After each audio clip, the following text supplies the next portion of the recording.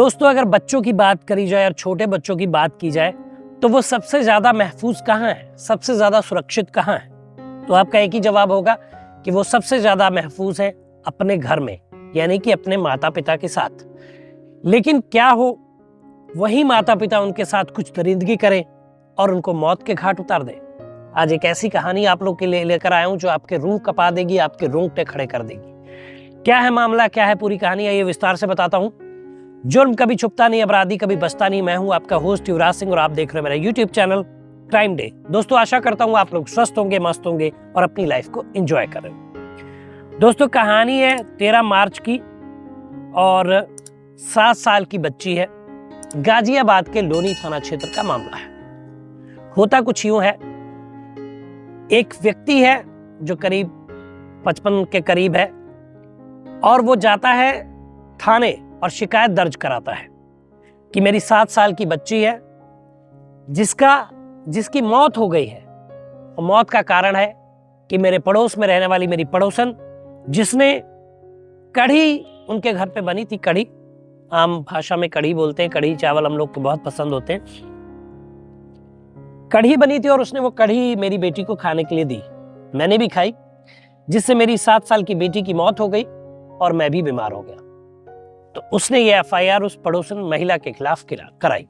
Police जो है मामले की तह तक जाती है, कड़ियों को जोड़ती है और गुनहगार को बाहर निकाल लेती है, क्राइम जिसने किया होता है। ऐसा ही हुआ। अब हालांकि बच्ची की मौत हुई थी तो पोस्टमार्टम बनता था, एफआईआर दर्ज हुई थी। पोस्टमार्टम होता है, पोस्टमार्टम में पता चलता है कि जो बेटी थी, जो बच्ची थी 7 साल की, उसके साथ रेप की पुष्टि हुई।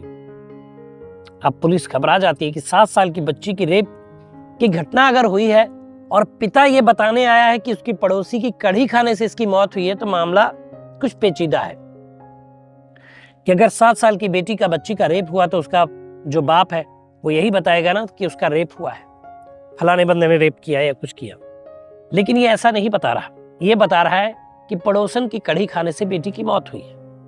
बस फिर क्या था, पुलिस ने जो है सख्ती दिखानी शुरू की और ये जो लड़की का पिता था, जो बाप था, इसने बताया कि पहले उसने इस बच्ची के साथ यौन दुराचार किया है और उसके बाद उसकी गला दबाकर हत्या कर दी।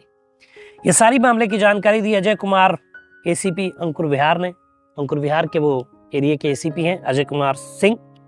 उन्होंने पूरे प्रकरण की जानकारी दी और मामला बताया कि ऐसी ऐसी घटना हुई है। कितनी शर्मिंदगी की बात है, कितने दुख की बात है कि कोई बाप अपनी बेटी के साथ ऐसा कर सकता है। ये कहानी बताते हुए मेरा कलेजा मुंह को आ रहा है और मैं इस कहानी को सुनाने में सक्षम नहीं हो पा रहा। मैं कभी ऐसा नहीं सोच सकता।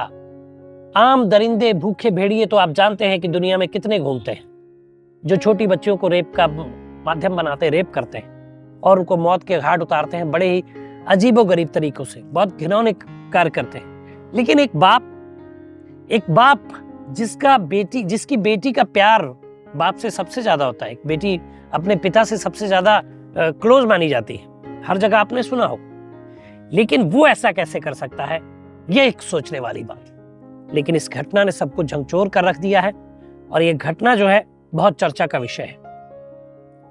लेकिन एक बाप ने ऐसा कैसे किया, उसकी रूह क्यों नहीं कांपी ऐसा करते हुए, 7 साल की मासूम के साथ रेप करते हुए और उसको मौत के घाट उतारते हुए, ये एक सोचने वाली बात है। कहते हैं कि घोर कलयुग, तो मेरे ख्याल से यही एक घोर कलयुग। दोस्तों, ये कहानी थी गाजियाबाद की जो मैंने आपको बताई, लेटेस्ट। तो इसकी टिप्पणी में, इसके लिए आप कमेंट बॉक्स में टिप्पणी कर सकते हैं, क्या कहना है आपका इस खबर को लेकर। दोस्तों, आपके इर्द गिर्द भी कोई कहानी है तो नीचे व्हाट्सएप नंबर फ्लैश हो रहा है, उस पर मैसेज कर दीजिए एक वीडियो के माध्यम से। उस कहानी से मैं आप सभी को रूबरू कराऊंगा। तो दोस्तों, बताइएगा वीडियो कैसा लगा, कमेंट करिए, शेयर करिए, चैनल को सब्सक्राइब करिए। मिलेंगे अगली वीडियो में, तब तक मुस्कुराते रहिए, खुश रहिए, क्योंकि जीवन बहुत छोटा है। धन्यवाद।